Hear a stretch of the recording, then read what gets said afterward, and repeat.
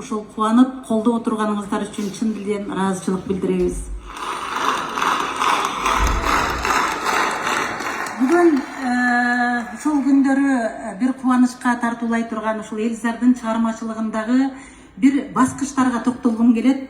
Биринчиден, бүгүн Элзарыбыз ушул куттуу уябыз болгон Токтогул Сатылганов атындагы улуттук филармониянын качандыр бир кезде илгери 90-жылдарда өзү эмгектенип кеткен эл ырчысы Эстебес тобунун улуу устатым Эстебес Турсуналиев түптөгөн топто иштеп аткандыгы биздин бир ийгилигибиз деп айткым келет, мактанычыбыз, сыймыгыбыз.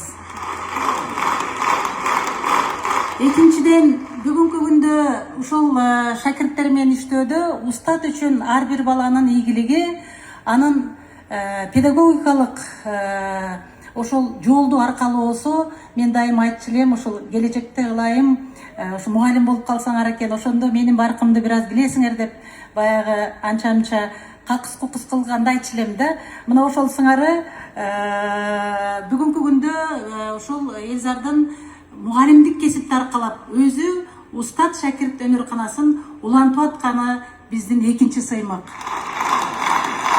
Үчүнчүдөн, бүгүнкү күндө мына өзүңүздөр көрүп турасыздар, Кыргызстандын визиттик карточкасына айланган Камбаркан этнографиялык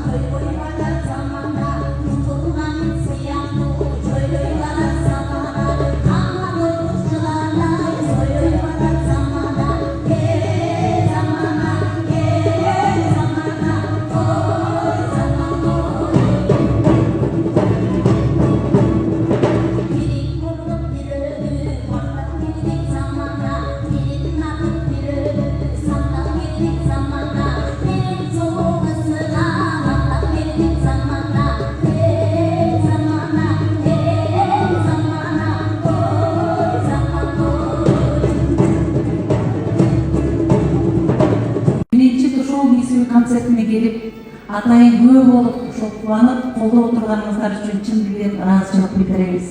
Бүгүнкү күндө ушул Элзардын мугалимдик кесипти аркалап өзү устат шакирт өнөрканасын улантып атканы биздин экинчи сыймык.